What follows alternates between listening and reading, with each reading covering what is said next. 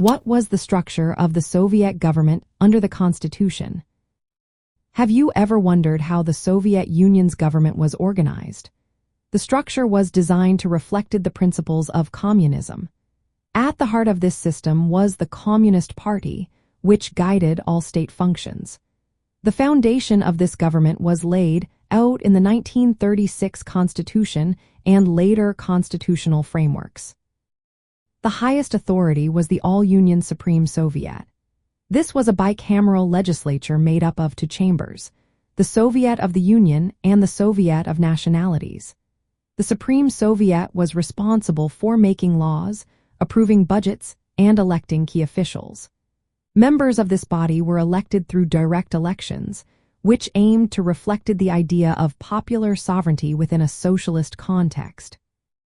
The executive branch was led by the government of the Soviet Union. This was the main administrative body in charge of implementing laws and managing the economy. The head of this government was the chairman, often referred to as the premier. The premier was nominated by the Central Committee of the Communist Party and elected by the Supreme Soviet.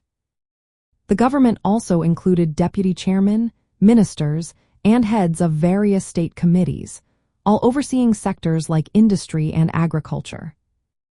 A key aspect of this structure was the role of the Communist Party of the Soviet Union. Article 6 of the Constitution stated that the party was the leading and guiding force of Soviet society. This meant that while there were formal state organs, real power was held by the party.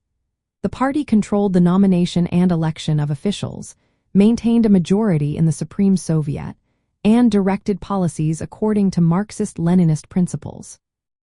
The government operated under a principle called democratic centralism. This meant that decisions made by higher authorities were binding on lower ones. This structure aimed to ensure unity and discipline in governance. It was intended to reflect the communist ideal of a dictatorship of the proletariat, where the working class exercised control through the party.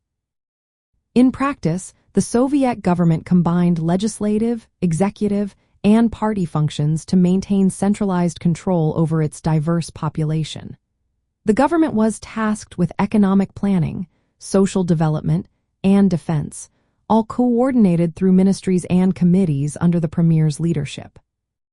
From a communist viewpoint, this structure was meant to ensure that the state served the interests of the working class. It aimed to advance the goals of socialism by uniting political power, economic management, and social organization under the Communist Party's leadership. The Constitution provided a framework for a classless society governed by the working class through its vanguard party, aiming to eliminate exploitation and build a society based on collective ownership and equality.